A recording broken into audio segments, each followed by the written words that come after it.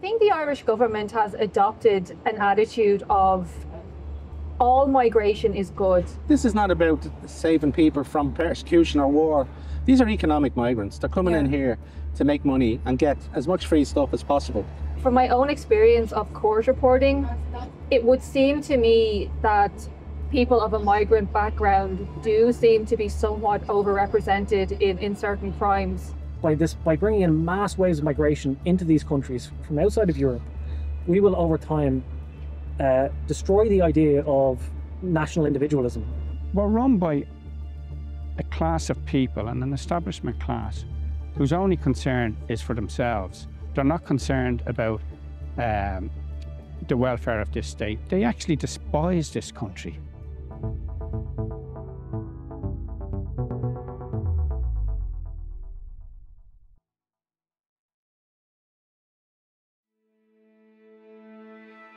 Are European countries in the process of replacing their population as a result of mass immigration? The question is controversial in Western Europe.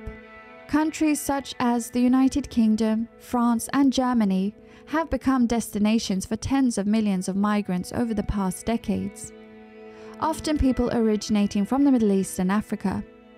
This development has taken time to reach where it is today. But one Western European country has long stood out when it comes to immigration, and has remained largely homogeneous until today.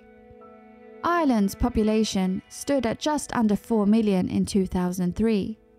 Only 20 years later, it had grown to 5.3 million. The increase was almost entirely caused by immigration and is nearly twice as large as the population increase of Sweden during the same period, a country infamous for its migration-derived problems. But the long-term effects of this, people are starting to ask, well, what kind of country do we want our children to grow up in?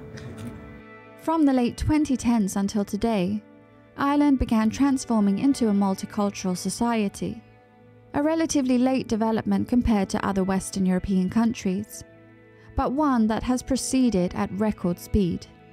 I think the Irish government has adopted an attitude of all migration is good. Declining birth rates means that the native Irish population has been more or less stagnant since about the 1990s. That's why the consequences of recent large-scale immigration are clearly noticeable in cities like Dublin, where crime and insecurity have become growing problems.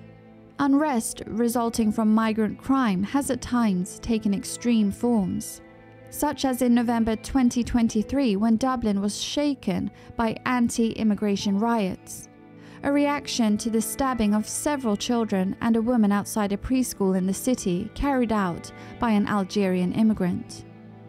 You don't hear anybody speaking English now. You don't see anybody that's a born native of this country, who's for generations have lived here. There's been a total change, and it's mostly I-pass applicants or Roma gypsies in this part of the world. And there's been an over-concentration in this area, in the northeast inner city, of low-level welfare spongers who come in through the I-pass system. Asylum centres are being opened all over the country to house people who, according to the independent local Dublin politician Malachy Steenson, are often not fleeing war but are economic migrants. The government has admitted that over 90% of the applicants are false and are fake asylum seekers, scammers in other words, looking for a better life here. Most of them will never work. Most of them will live on the welfare. Because in Ireland, if you fail in your application for asylum, it doesn't mean you get thrown out. It means you go and you appeal to the an asylum tribunal. And then you go to the High Court, and all of this is funded by NGOs with taxpayers' money. So, Philip, you took us out specifically here. What are we looking at currently? Well, this is a former office building that has been taken over by the Department of Justice and Equity and Integration, and it's being used now as an I-pass centre. We suspect there's at least 200 men in that building. Only men, just men, no women? Only men, no women or children. Philip Dwyer is a citizen journalist who covers, among other things, asylum migration to Ireland. He explains that newly arrived migrants are placed in so-called migrant hotels by the authorities without the consent or knowledge of the local population. This is just an example of, you know, where they're prepared to put them. They'll put them anywhere. They'll put them in an industrial unit, they'll put them in an office block, they'll put them in a field in tents. It seems to be fanatical that they want to get as many people in as possible. And especially now at the moment, military-age men, you know. And we're just trying to show people that this is not about saving people from persecution or war. These are economic migrants. They're coming in here to make money and get as much free stuff as possible. Ireland has a history of demographic upheaval. In the 19th century, its population was halved from 8 million due to famine and emigration, primarily to the United States. Before that, the Irish had also experienced colonial settling imposed by their English overlords. The Crown displaced Irish clans from their homelands and allowed English and Scottish settlers to move in through so-called plantations. The resistant Catholic Irish were meant to be made wary that it was the Protestant English who ruled over them. It feels like, I suppose they use the term ethnic cleansing. You know, it is by stealth they're doing this, you know, and it's, of course, we know it's been engineered, you know. The legacy of this population policy and the historical suffering of the Irish under the British Empire has left scars on the Irish national psyche that remain to this day. Those critical of the growing number of foreigners in Ireland feel that the ongoing mass immigration is reminiscent of history. You are Irish. I assume you're proud to be Irish. Yeah. What does it do to you personally, emotionally, to see that your country is being taken away from you? Yeah, I mean, it's heartbreaking. I mean, as I said to you earlier, I walk outside the door, you don't hear the English language being spoken, never mind the Irish language being spoken. And it's demoralising. You walk out your door and you don't feel like you're in your own country. You feel like you're in a foreign country. And it's not right. That shouldn't have to happen to any nationality, any country in the world where suddenly a population comes in really quickly and you become a minority. But what's like the agenda behind it? Like, what is there some personal gain that they get out of it?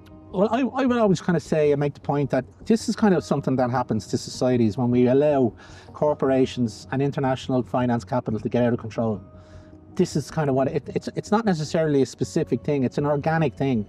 These companies with your social governance policies and stuff like that coming into companies, and they just become so powerful. They have so much control over the political system, the politicians and everything else. And this is a consequence, I think, of what we're suffering now in society today, like, you know.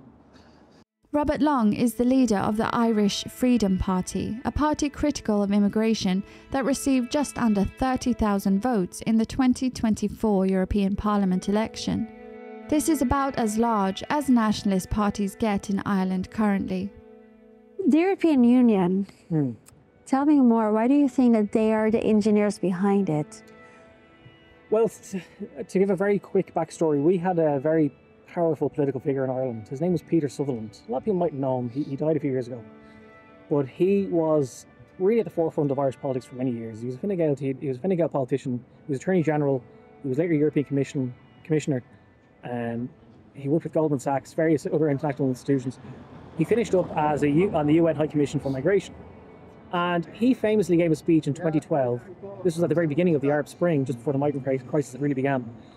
And he famously said that this is actually an opportunity that the European Union is going to seize upon. And he said, we're going to use this mass migration wave to dilute what he called national homogeneity, which is to say national identity. And in his reckoning, and the people he represents, their reckoning was that by bringing in mass waves of migration into these countries from outside of Europe, we will over time destroy the idea of national individualism. Instead of the British Crown, it is now the European Union that threatens the Irish people's right to their own country, according to Malachy Steenson. We're run by a class of people, and an establishment class, whose only concern is for themselves. They're not concerned about the welfare of this state. They actually despise this country and they hate it. These are the people who would have in 1916 spat on the Irish volunteers who achieved the republic that we had, that lived from 1916 to 1922. They were the same people who would have been happy with home rule. And almost as soon as we got out of the British Empire, even in this state, leaving aside the fact that the 6 northeastern counties are still controlled and run by the British Crown, they brought us immediately into the European Union in 1972, which was has done far worse damage to this country than 600 years of British oppression. Just how is the political situation right now? Do you feel there's an actual party that's listening to its people, that wants to make changes? At the moment in Ireland, we don't have any politicians, any political parties that care about the Irish people. They care about what they're being told to do from Brussels, from the EU, and their puppet masters in there. Nothing else seems to matter. They want to be the best boys in the class. What's happening in Ireland, I believe, is easily reversible. We could reverse it. We just need the people's will to do it. We need to be, as we said earlier, spread more awareness. The last election wasn't a good result for us. Nationalist movements have gained momentum in Ireland following the rapid developments of recent years. But the country still lacks a major anti-immigration party capable of uniting voters and challenging the established giants Fine Gael and Fianna Fáil. This may be due to the fact that the phenomenon of mass immigration has emerged so suddenly only in the last few years. We've seen, like, in 5 years, we've done what a lot of other continental European groups have done in like 20 years, because things like move very quick, but also because we're small, mass immigration also moves very quickly. So in a shorter amount of time, we'll become a minority in our own country, even if things look fine now. 10 years, like, we're looking at severely bad numbers as time goes on. And that's what happens when you live in a small country. Jan Mac Arachtai is a candidate for the National Party, another minor nationalist party. According to him, the slow growth of nationalist parties is largely due to Irish media silencing criticism of immigration and covering up its consequences, perhaps more so than in other European countries. The reason why we have this, I'd say, is because when you look, for example, on the continent, I find that the media is a lot more honest. Like, not much more, but it's more honest. It'll bring people on that have different views. Even if it's to slander them, they'll still bring them on. In Ireland, we have a total firewall around all of this. In Ireland, they will only bring on people that have the same views as the regime, the establishment, and they won't let anything else on. Very rarely they might let someone who has a soft view against the regime. Control the opposition. Totally. They'll never bring on someone who is truly like anti the regime. And that's the likes of us. And they'll never bring them on, even though we speak at crowds. We've spoken at crowds, thousands of people in Dublin who are supporters of the message, Ireland belongs to the Irish, you know. They put us in to get them out. That was my campaign slogan. And I find that although it's slow, there is a vastly growing momentum and uprising within even politics itself. At the same time, it is difficult to obtain figures that reveal the problems of immigration, making it hard to spark a public debate on the issue. The Irish government doesn't actually keep statistics on the ethnicity of people charged and convicted of crimes. So the UK government has recently published their own statistics because they keep them. Obviously, Germany has very detailed crime rates as well. But in Ireland, it's very difficult to pin it down because the government doesn't report it, as I said. That's according to Fatima Gunning, a journalist at Gript, an Irish alternative media platform that has grown significantly in recent years. From my own experience of court reporting, it would seem to me that people of a migrant background do seem to be somewhat overrepresented in certain crimes. You know, the UK have these statistics that we don't. When they go to places like the UK, Germany, France, Belgium, they're quite substantially overrepresented when it comes to especially like sexual crimes. So you have to wonder, is there something about Ireland that pacifies these guys? Like when they come here, do they get involved in like the Gaelic Athletics Association and all the angst just leaves their bodies? Is there something magical about Ireland, or are we going to experience the same thing? The people are afraid, I would say. They're afraid of what the government, what they feel the government is concealing from them. And as you said before, you know, when the government doesn't want to address things like migrant crime, then of course people will probably see it everywhere. Conor McGregor, former featherweight world champion of the UFC, announced in March 2025 that he intends to run for Irish president. McGregor is close to US President Donald Trump, and his visit to the White House on St. Patrick's Day received widespread attention in Ireland. He was already previously known for several statements critical of mass immigration. Another point that was made in the White House there was just a few weeks ago on St. Patrick's Day was about small rural towns who are now becoming minority Irish. In fact, many areas of Dublin city centre are now minority Irish. The election will take place in November 2025, but there are many obstacles for the patriotic martial arts champion, who says he wants to prevent Ireland from losing its Irish identity. McGregor just announced that he might run for president here in Ireland. Yeah. Do you think he has a good shot of winning and actually helping making Ireland great again? Well, I actually think that if he manages to get a nomination, that the hard part for Conor is to get a nomination now at this. I personally don't know how he's going to do it. I hope he has something up his sleeve where he will. He needs to get 20 representatives from Parliament to nominate him, and they need to get 4 county councils to nominate him, which the way our Parliament is and our county councils, we have left-wing radicals overrunning these places. So that will be very difficult. If he did manage to get the nomination, I think he has a good chance of being elected. You know, I think a lot of the young guys will come out and vote for him. I think a certain part of the population who haven't voted in the past might come out and vote for him. At the same time, it is unclear what McGregor could actually do about immigration issues as president, an office that in Ireland does not come with much actual power. So even if he were to be elected, you wouldn't see much difference. At least the only thing that would happen would be the preservation of status quo, because that office holds no power in Ireland. It's not like France or America. He's the guy who signs off on legislation, and that's where his power is. He could decide not to sign a part of legislation that was voted in by the Parliament, and it has to be referred then to the Supreme Court or whatever. So that's the kind of power he has. The power that our president would have would be to put this issue on the international stage, you know, and keep pushing for change. In addition to the rising criminality and sense of powerlessness that comes with seeing one's hometown being transformed by immigration, Ireland is plagued by a housing crisis and inflation. Some have linked soaring housing prices to the sharp population increase caused by immigration.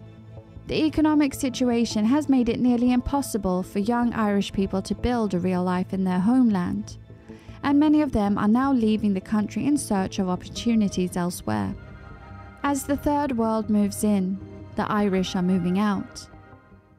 We know that the age group between 18 to 24, I think it's 75% of the youngsters actually want to leave Ireland. Yeah. What about your kids? Do they still see a future in a country where they were raised, where they were born? Well, I mean, luckily now my 3 sons still live in Ireland and they're all working here and everything. But I've spoken to people just recently, a man in County Galway, and he's going over to visit his children in Australia. He has 4 children have left his part of County Galway to move to Australia. So in other words, he has to travel to Australia to see his grandkids, you know, and there's families like that all over Ireland. And young people, you know, we have that percentage of 75% because, you know, they don't feel they have a future in this country. They can't afford to rent their own place. They can't afford to leave their parents' houses. They can't afford to buy their own place. The wage gap, the wages are getting lower and lower, and it just feels like they have no future. And then they're bombarded in the media with absolute nonsense about other luxury ideas about, you know, transgenderism and things like that. And it's not really, I don't see it as a place to bring up a family unless we make massive changes in the country. For young people such as myself in particular, it basically just lowers the opportunities bar in Ireland right now is just at a dead low. Nobody can afford a house, right? Nobody can get anything. You look at the prices of a typical beer or just food in general, it's skyrocketing. Wages have not gone up. And a lot of young people, a lot of my friends even, they have started to emigrate to the United States, Canada, Australia in particular. And it's just, you're seeing like a complete exodus of young people again in Ireland, just like before during the famine and during our history. They're now exodus and they're leaving Ireland and they're going to these countries while we're inviting the third world. For centuries, when the British were in power and then after independence even, emigration was sort of a pressure valve for Ireland. Like when things get so bad here and there's a talk of sort of social movements or any sort of political movement, the government would use immigration to kind of shift the problem. So young people would leave and that would alleviate some of the demand for change in the country. And I think that's sort of happening again, where the government are happy to see so many young people leaving because they're not going to kick up a fuss. Personally, I think it's because they do want to demographically change the country. I think they're following a plan set out by much more intelligent people at the European Union level. The Irish Republic is young, having celebrated its first 100 years in 2019. But what will Ireland look like in another 100 years if immigration is not stopped? The country, once perhaps the most homogeneous in Western Europe, has a unique opportunity to reverse the trend. An opportunity few other nations in similar situations might have. How would you think is the best solution for Ireland to fix this issue of mass migration? Well, start deporting people, refuse people entry. You know, it's not very difficult to reverse engineer all this. And deportations, massive deportations. There's so many people in this country that have no right to be here. I know that we will succeed. It'll just take time, and it's only going to get worse before it gets better. That's the truth. It has to get worse before it gets better. A lot of people, like you even said it yourself, a lot of areas around Ireland, around Dublin even, are still homogenous. They're still very Irish. These people don't, out of sight, out of mind. Like, they don't see it, so they don't deal with it. They don't care about it. Remove ourselves from any legislation, particularly the new EU Migration Pact, which they signed. And, you know, in time, when we replace this government eventually, we will update, and we'll opt out of any legislation that isn't for the benefit of the Irish people.